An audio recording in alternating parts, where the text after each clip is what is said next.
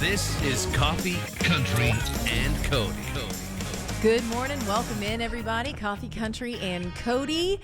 And we are live just like that all around on all of our streaming partners. If you're watching us on Circle Country, thank you for doing so. Or maybe it's Roku, or maybe it's one of our other streaming partners. You might be on Peacock this morning.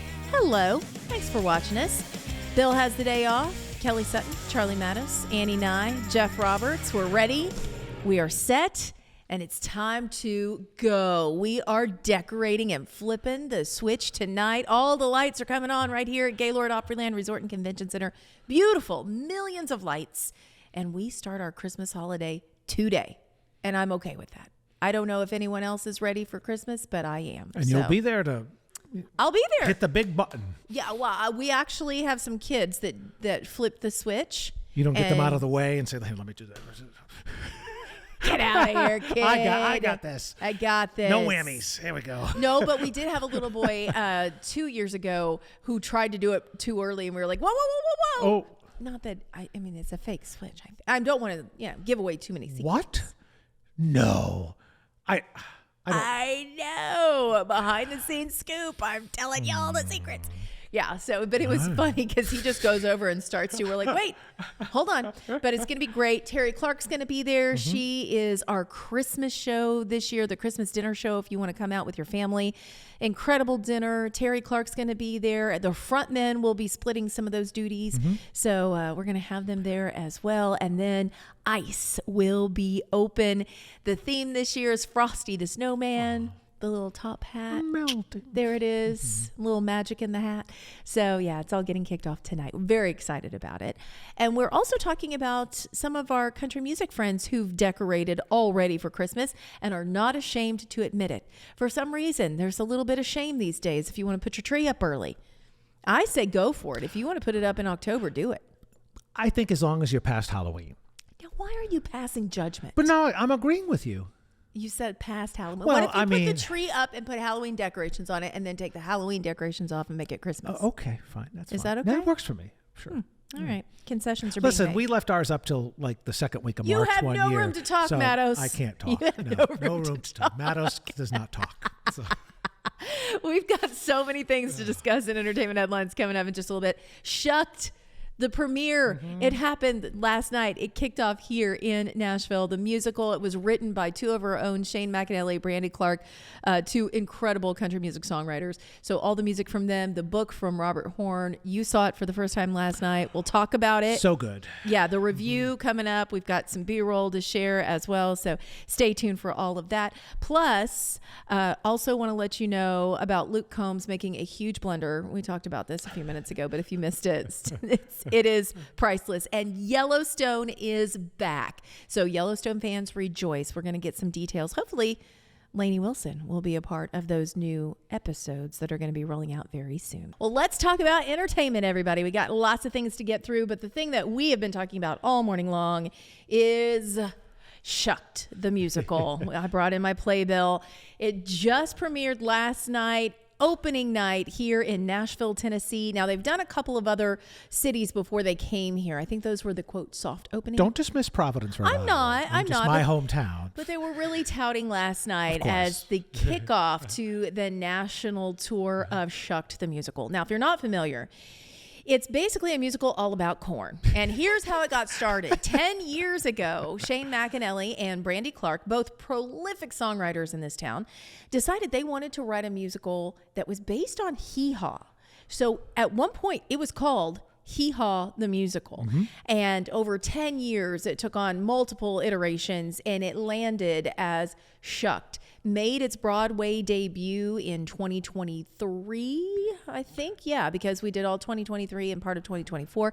Now on the national tour, and Nashville was the very first stop, and we were there last night for opening night. Tony Award-winning musical. How did you feel about seeing it? Because I do kind of hype it up a lot. Part of it is because we know the people, which when do you ever know somebody who wrote a musical that's on Broadway? Yeah, it lived up to every expectation. It was funny. The songs were great. The plot is simple, but very enjoyable. It's a fun night out. Renee had a long day at work, and we were walking back to the car, and she just said, "This was exactly what I needed tonight." So you were sitting in front of me.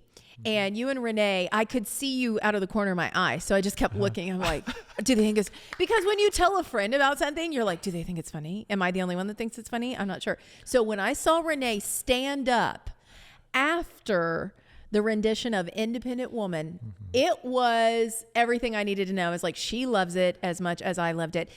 It was so good. Yeah, it truly was fantastic. It runs through Sunday at the Tennessee Performing Arts Center, and there are still some tickets available for some of the performances. Yeah, so go on, get your tickets. And then it's coming around because it's going touring all throughout, not only the Southeast, but just around North America. So if you see it coming to a city near you, highly recommend getting tickets to go see it. That kind of spurred our chat this morning.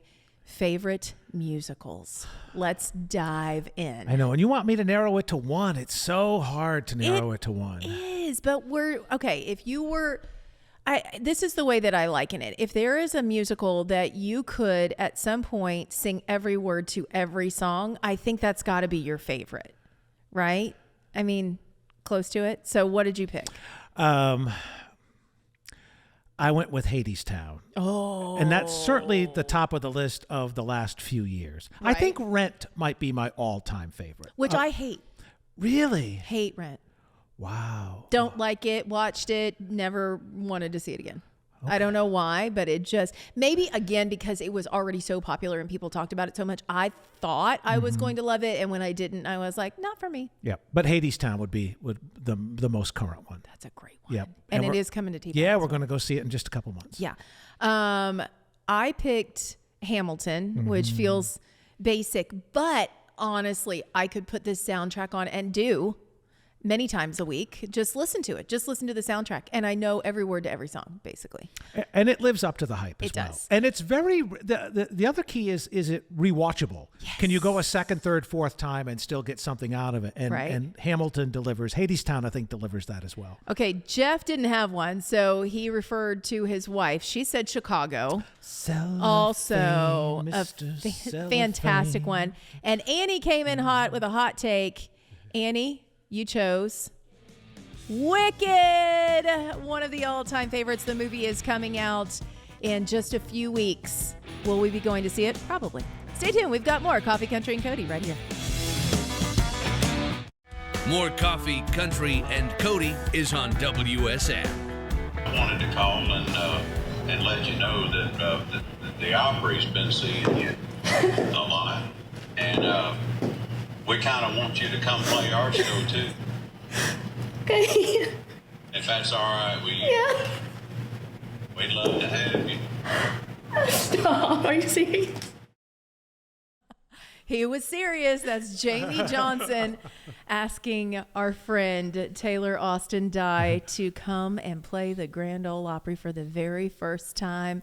Your reaction was priceless. Oh my gosh, I was so surprised. Everyone kept such a big secret from me for so long, and I just really had no idea whatsoever, so it really caught me off guard. So you grew up in Boonville, Kentucky. I did. And I just did a quick little Google search. It is 239 miles from there to the Grand Ole Opry stage. Yeah, it's quite, I mean, it's not too bad. I go home every now and then and see my mama, but, it's home, 157 people. Not a big town, but it's Are they all going to be in the audience? How many of the 157 will be here on Saturday? I think most of them, honestly. I'm really excited to see everybody from back home. Oh, well, congratulations on that invite. That is huge. Tell us about growing up in Boonville and when you started playing music. How did it all come about?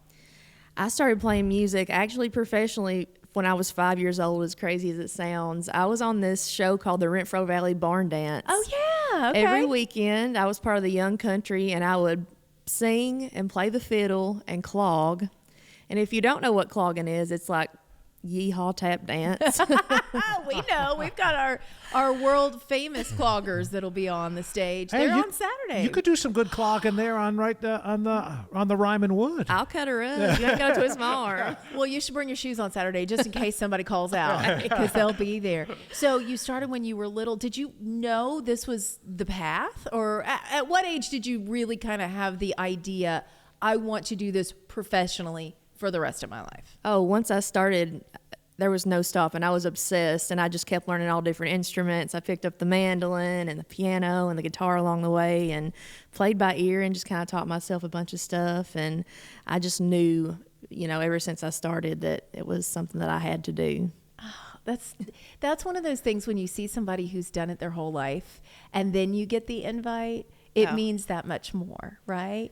When did you start listening to the Opry? Do you remember? I can tell you the first time I came to the Opry, I was 10 years old. I came with a program called Kids on Stage, and Steve Warner gave us a backstage tour, and I was just completely enamored with it.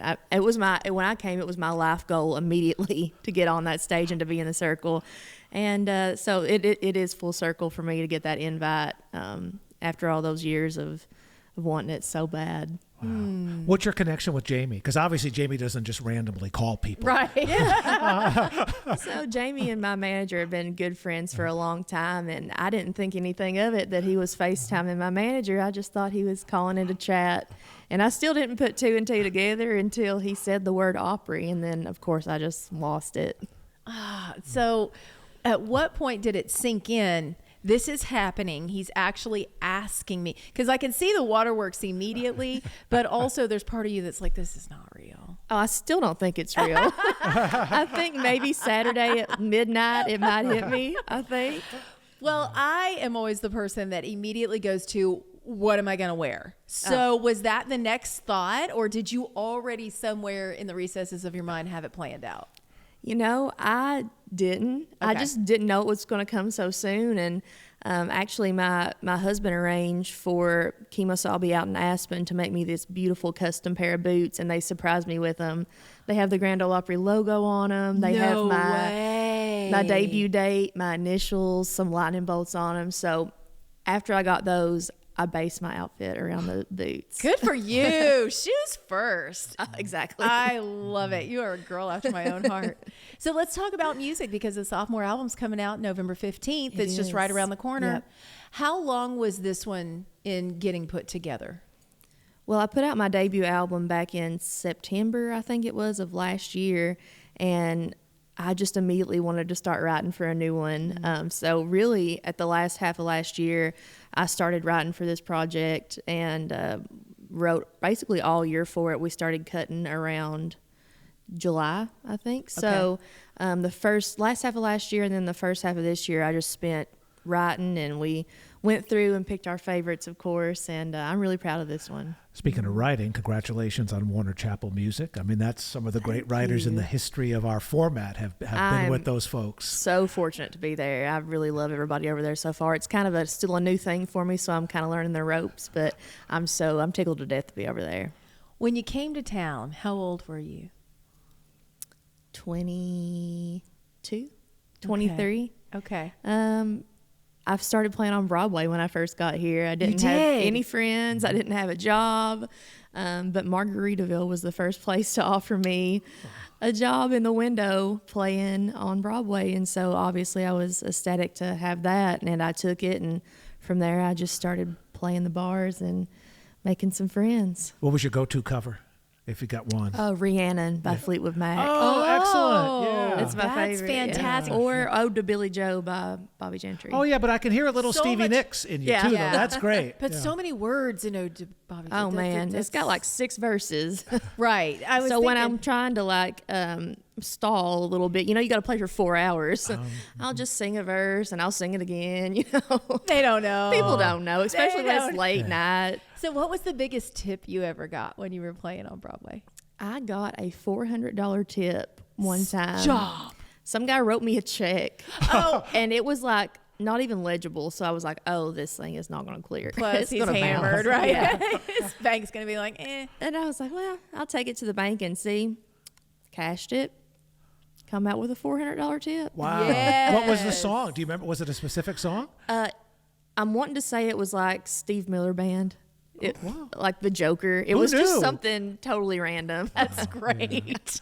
Okay, sure. But I like $400, sure. I'll be your. I tell you what, though, I love the fact that I love when an artist puts in that work, because I mean, when you learn how to do 4 hours to sometimes people listening, sometimes people not listening to you. 100%. I mean, that's a skill in and of itself. And then you go out and do an hour show and it's like, well, this is a piece of cake compared to what I've been doing. It's a breeze. Yeah.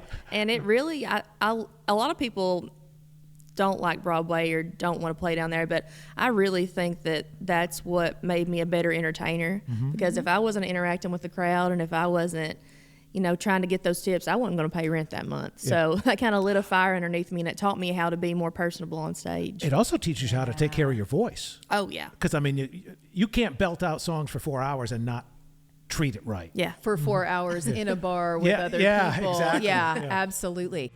This is Coffee, Country, and Cody. And she's in studio with us before she makes her Grand Ole Opry debut happening this coming Saturday.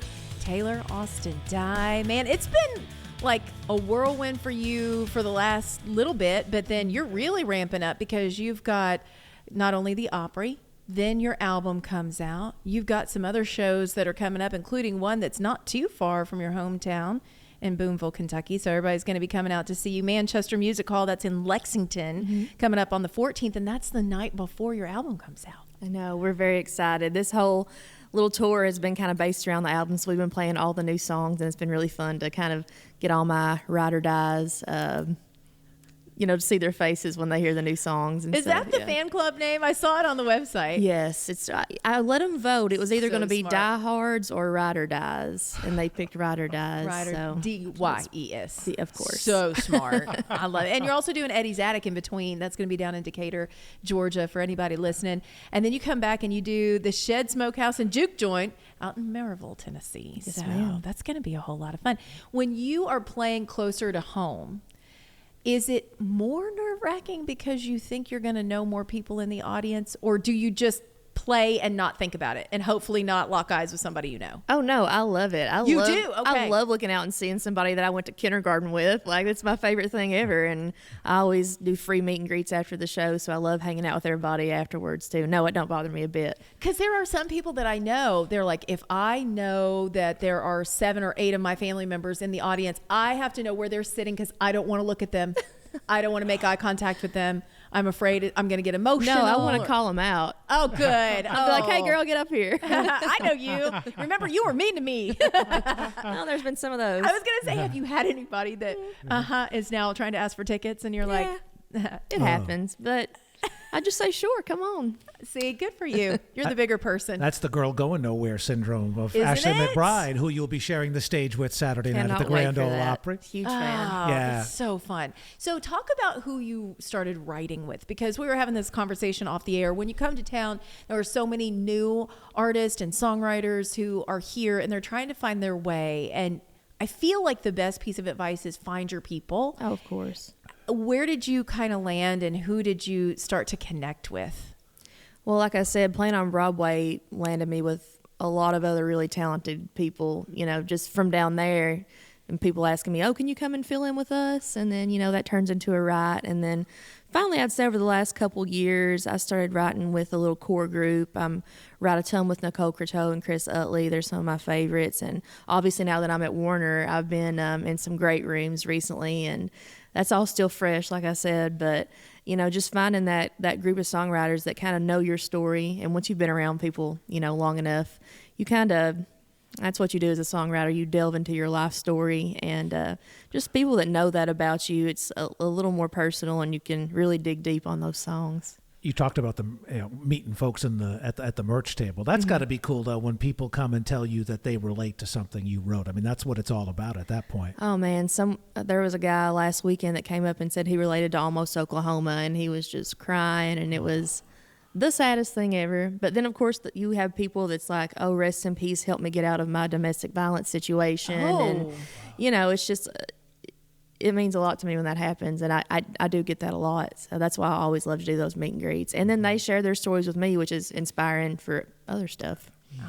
The album's name is Sick of Me. It is. I'm sick of me, too. Give me details. Is that a song? That's a song that's on there. So give me the details on that process, because I don't know that I would want, as an only child, and you're an only child too, I don't know that I would want to put on my album Sick of Me, because I don't want to be sick of me, and I don't want you to be sick of me. So what was the thought process? Well, so that is the title track on the album, Sick of Me. And it's really a song about just like, I felt like I've just been such a mess up sometimes. And I've just like, not have my stuff together, and I wish that I was better. And you don't really hear a lot about that in especially the women country music space, just kind of accepting that like, hey, I've not been a great person and I want to be better.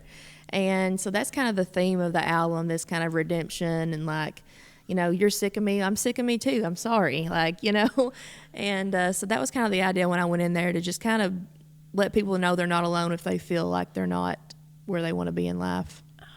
I like that sentiment. Okay, I can get behind that because I was like, I don't want to be sick of me. I want you to buy my album. So come to my shows and buy my album. What are you most looking forward to after your Grand Ole Opry debut? What are some things that are on the horizon that you can tell us about? Oh, well, I'm definitely looking forward to the rest of the shows that we have lined up out of this year. Obviously, the Sick of Me tour ends in Maryville. Then I'm doing some charity stuff, going back to Fox News in November to see my good friend Jimmy Failure and be on the air with him. And basically just writing a ton, preparing to release some more music already. That's the thing. Once it's out there, you kind of fall into the mentality of like, okay, what's next? We got to get on the next project. Well, all this stuff has been written for me for a while. Right. So like now I'm just like, all right, new. How long does it take, and how many songs do you usually come up with before you're like, okay, we've got a good batch, let's start whittling this down? It depends. I mean, sometimes I'll go a couple months and I'll just write duds. It happens. Well, it totally what happens. was it? I think was it Ed Sheeran was like, you got to turn the faucet on and let all the rusty water come out. So you got to get some bad ones before the good ones start to flow. Right. But if sometimes I write 3 or 4 good ones in a row, we're like, all right, let's get an EP going. I love everything. I love your whole vibe and your look. I cannot wait to watch you on stage at the Opry. I'm so excited. Okay, let's put it in the universe. If there was one duet that you could do, a dream collaboration, who would it be? I mean, I have to say Hank Jr. Okay. I know it's a strange one, but he's always been my favorite. And ever since I was like, could talk, my mom said she would put in a Hank Jr. CD and I would just babble and kick my legs. So I would say Hank. Okay. Didn't see that one coming. That's right, sister. Hank Jr. That's right, baby. He's kind of like equal parts like country legend and Hulk Hogan, That's very true. And I love that about him. Yeah. We're going to close with Poison in the Well. So give us the backstory on this song. Touching back to my hometown, 157 people, 156 now that I'm here. It's small town drama. You know how it is. You're from a small town as well. But there's this diner in town called the Bus Stop. And every morning, everybody goes there to get breakfast. And they don't just get their breakfast. They get all the gossip and all the news. Whether it's true or not, it don't matter to them. And that's kind of the rumor mill in town. So I wrote this song about that diner. Well, good morning to everybody who's listening in the bus stop this morning. Your girl is on the radio, and she's heading to the Grand Ole Opry this coming Saturday. Taylor, thank you so much for coming by. Thank you so much for having me. I'm so excited for the Opry. More Coffee, Country, and Cody is on WSM. For hanging out with us this morning, it's Coffee, Country, and Cody, Kelly Sutton, Charlie Mattos, Annie Nye, Jeff Roberts. And let me tell you, this morning has been a fun one already, and we got a lot to look forward to, including Yellowstone being back. I don't know who else was a huge fan of this show, but I certainly was. Remember, I was coming in and talking about it all the time. Like right when it started, I came in and I said, are you guys watching Yellowstone? So Renee got hooked on it late. Okay. She ended up binge watching it in chronological order. Oh. So she started with 1883. Oh. And then went to the present day watching it that way, which is interesting. That's kind of cool. Yeah. That's a cool way to do it. So I've always been a fan. I've been watching it. Absolutely loved it. It is coming back. It was weird because it left in the middle of the season. They decided to take a mid-season break, and then a lot of drama happened, and Kevin Costner's not coming back. But everyone else will be back, including all of the bunk hands, one of which was named Ryan on the show. He's played by Ian Bowen. So his love interest is Lainey Wilson, y'all. Miss Lainey Wilson making her TV debut as Abby. And guess what? Abby is back. it was so interesting to hear Ian talk about her. This is a great story on how he found out that Lainey was going to be his love interest. Take a listen. She's fantastic. So Taylor called me in early days, and he said, hey, I've got a girlfriend for you. And I said, oh, my, thank God, this is going to be great. Tell me all about her. And he said, on the show. He thought he was getting set up by Taylor Sheridan in real life. And then he said, no, on the show. It's Lainey Wilson. But yeah, they have really hit it off and become really good friends. And she is back. She is reviving her character, Abby. But they have not told us exactly what's going to happen there. So Ryan and Abby, the love is still around on Yellowstone. You can be watching for it. Starts back this weekend. All right, let's talk about Keith Urban. He's got an amazing song too, Messed Up As Me. Now, he didn't write it, but as soon as he heard some of the lyrics, he knew he had to cut it. Here's why. Any song that says, when I get blue, I get dark blue, I'm in. I was in right from that line. I went, tell me more. I know this guy. Tell me this. When I get gone, I get real gone. Oh my God, when I get it wrong. I mean, it's just a true song. It's a true song. It's on the album High. It is now 15 on the country charts and currently climbing. Messed Up As Me. It is such a good one. And if you want to watch the video, it actually features late night footage from downtown Broadway here in Nashville. Might see yourself. Might not remember being filmed or signing that waiver. Might not necessarily want to see yourself, but you might be included in that video. Well, if you've got your decor up for Christmas, you're not alone. Mm-hmm. Gabby Barrett is right there along with you. She is an early decorator when it comes to Christmas. She says November 1st, I get all the decorations out, and then we put them up as we listen to holiday music. It is our tradition. And guess what? She has a holiday album this year, so I don't know if she was listening to her own or someone else's. Beautiful cover, by the way. It's called Carols and Candlelight. 11 different holiday tracks on here, including Silent Night, Last Christmas, Oh Holy Night. She's doing Go Tell It on the Mountain with For King and Country. Oh, that's cool. Isn't that what cool? a combo that is. Yeah. So congrats to Gabby. Comes out officially tomorrow. Do you have a go-to Christmas record if you're decorating that you put on? You know, we listen to Pentatonics. Really? I could see that being quite festive. It's festive and so good. And then probably one of my favorite holiday songs, which a lot of people may not know, is from a group called Down Here, and it's called How Many Kings. Okay. And I heard this years ago. I met the lead singer and talked to him for a while and just fell in love with the song. It's so good. It's different. You know, again, it's a traditional song, but not traditional. So, or we just might go like Andy Williams or Bing Crosby or one of those. If I want classic, I go Ella Fitzgerald, Ella's Swingin' Christmas. Nice. And if I want modern, by far my favorite Christmas record of the last 10 years is Casey Musgraves. Oh, such a good one. Yes. I was at that release party. At the Ryman? No, they did it at the Two Rivers Mansion, like a wow. party. Okay. And each one of the rooms had a different theme set up for each one of the songs. And at the end of it, she brought her horse and had it like decorated as a pony for Christmas. It was, and they made it snow. It was magical. It was kind of great. So I still remember that. I love her. I want a hippopotamus for Christmas. Oh, very cute. And hippopotamuses. Another one that I've listened to already and I'm very excited about is Vince and Amy. Oh yeah, they're magical. It's so good. If you love their live shows that they do at the Ryman, then get the album because it is spot on. They so start good. soon, by the way, end of November. I think they're doing 12 or 13. Yeah. There's some matinees, and just about every one of them is sold out. It's so if you coming want to up. go see them, I'd go to Ryman.com. It's coming up. One more quick thing. Congratulations to the cast of Shucked. Oh. We went to see them last night. They were at TPAC kicking off their North American tour. If it's coming to any place near you, go get tickets. Go see it. Hilarious. You thought so too. Yeah, you hyped it pretty big, and Yeah. it lived up to every expectation. So it was glad. so good. Yes. All right, tonight we flip the switch here at Opryland to turn on the lights. We'll be back tomorrow morning with more right here on Coffee, Country, and Cody.